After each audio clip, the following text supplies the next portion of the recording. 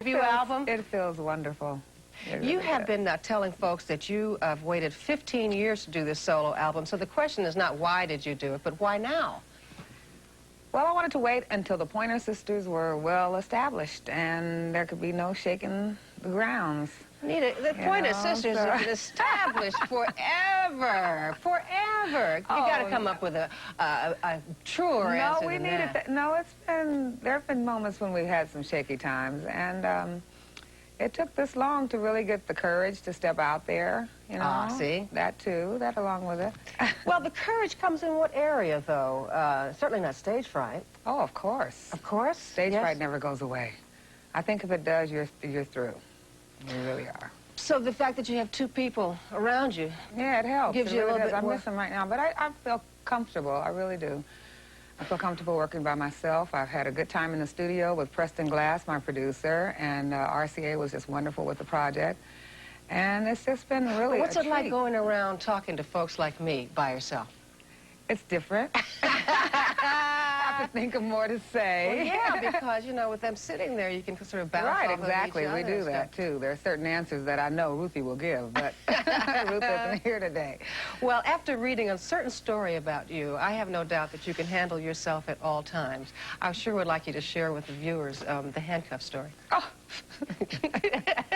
There you were, on stage. Oh, I handled myself that night. That was really an odd incident that happened a few years ago, quite a few years ago. Ah. We were someplace in the Midwest, and a gentleman from the audience got up on stage, and he was kind of crazed, and he handcuffed me to himself. And the police came. We had to get the police there. They arrested the guy, and I thought maybe they were toy handcuffs because I just broke away from them. And they said they don't know how I broke the handcuffs because they were police cuffs. They were professional handcuffs, and I tore them apart. That is the weirdest thing. You know, it's kind of like when a child, or a mother's child, is stuck under a car, and you get the strength from out of nowhere. But this guy scared the dip-do out of you, yes, I guess, he scared me to death.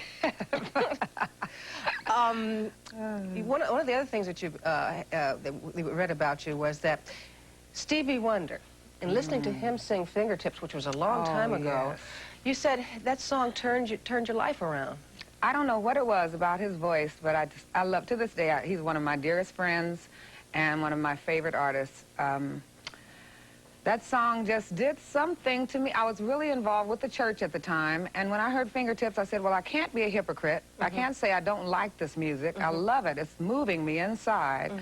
And if that means I'm not in the church anymore, then I'm going to have to say I'm not there, you know, all the way. But I feel I'm still there. I'm still there.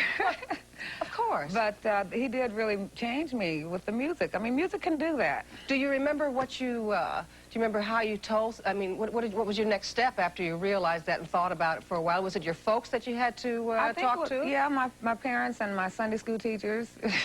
Oh, my goodness. You know, and telling them that, you know, that this music makes me move, and I have to be honest with my heart, and I can't say that I don't love it. And I still love God, I still love the church and, you know, religion, but I love Stevie and his music as well. That's the way it went.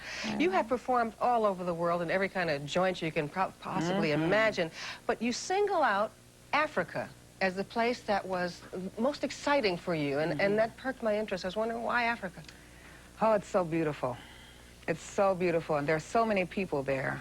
You know, it was just such an experience to go over and see the country, see the different culture, and see people that look like me. You know, and I didn't speak the language, but it was just so devastating just to see all the beautiful land there. Well, we are pleased that you are here, particularly because you told me earlier that this is your vacation. Yes.